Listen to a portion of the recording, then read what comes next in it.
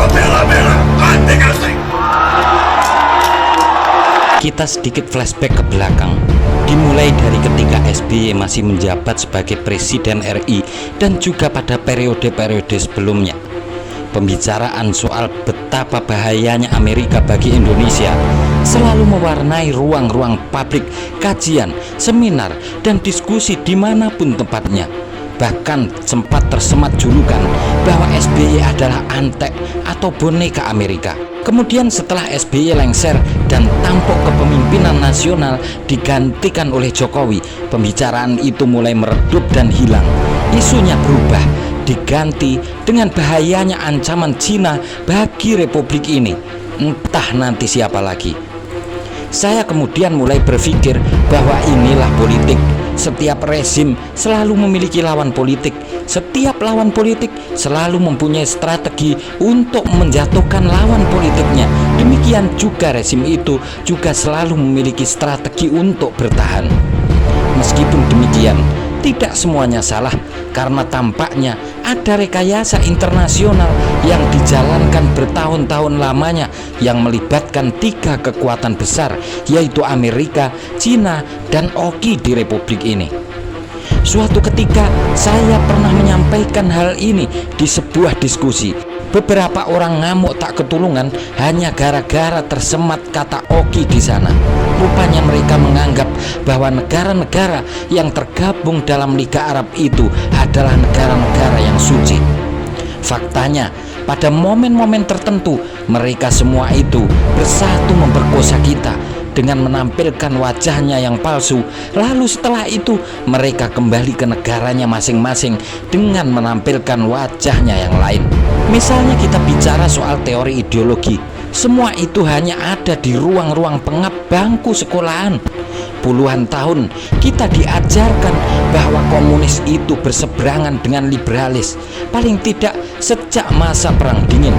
Itu semua adalah teori yang kedaluarsa.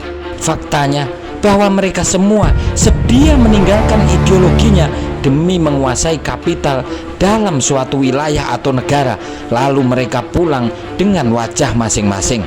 Sama persis yang dilakukan oleh Cina saat ini. Sebelum para pakar dan pengamat lain bicara, tahun 2005 saya sudah menulis ini dalam sebuah artikel.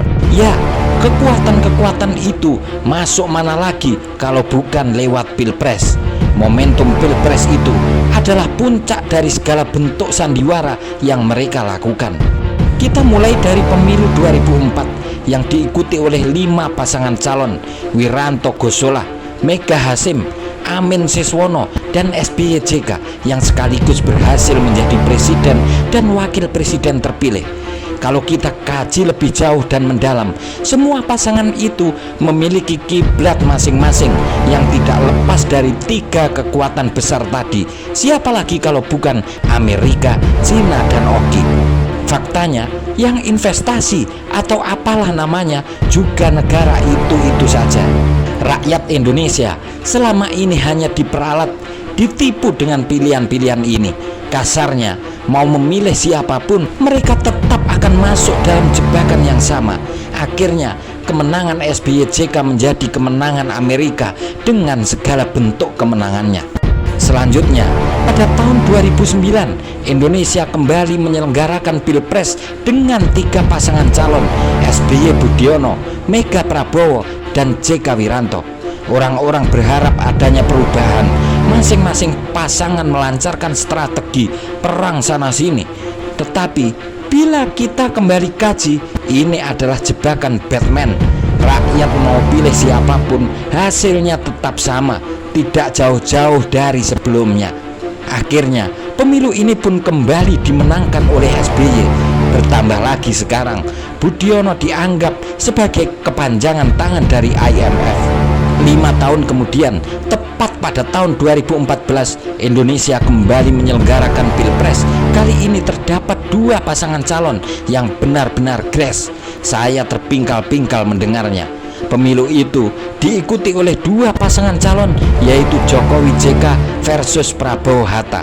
Yakinlah bahwa ini pun juga jebakan Batman, dan akhirnya pemilu dimenangkan oleh Jokowi JK di mana Jokowi adalah petugas partai yang ditunjuk oleh Megawati, Ketua Umum PDI Perjuangan. Sejak saat itulah kajian-kajian soal bahayanya Amerika meredup dan hilang berganti dengan bahayanya RRC bagi keutuhan dan kedaulatan negeri ini.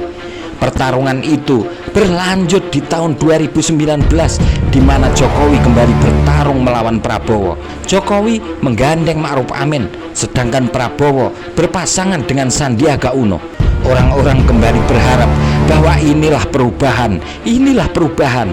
Masing-masing melancarkan strateginya. Tidak pernah ada yang berpikir bahwa semua itu hanya sandiwara, semuanya sama. Jebakan Batman. Kita hanya diperalat dan ditipu. Mau pilih siapapun, hasilnya sama.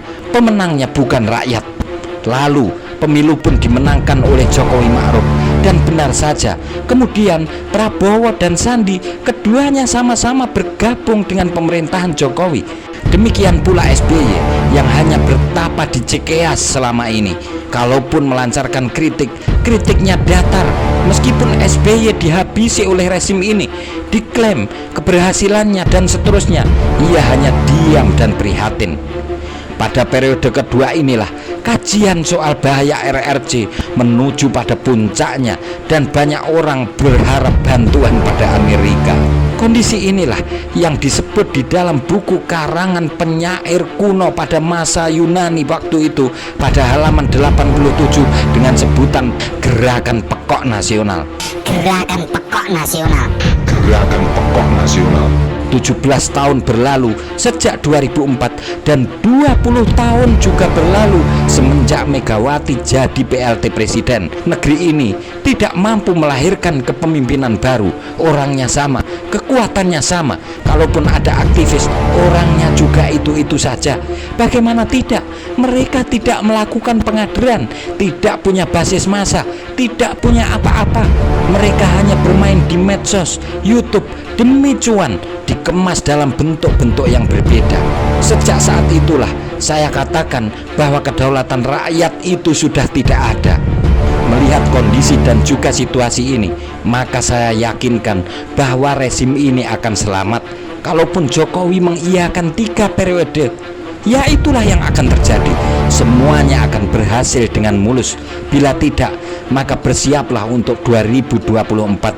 Segala bentuk propaganda telah dipersiapkan tanpa kita sadari demi mensukseskan gerakan pekok nasional yang telah kita bahas sebelumnya. Rakyat kita tidak punya kekuatan dan tidak punya tempat. Semuanya dikuasai oleh partai politik. Rakyat tidak pernah punya pilihan kecuali hanya mencontreng atau mencoblos pilihan-pilihan yang telah dipersiapkan oleh partai politik dengan basis cuan serta kepentingan lainnya. Selamat berjuang Indonesia.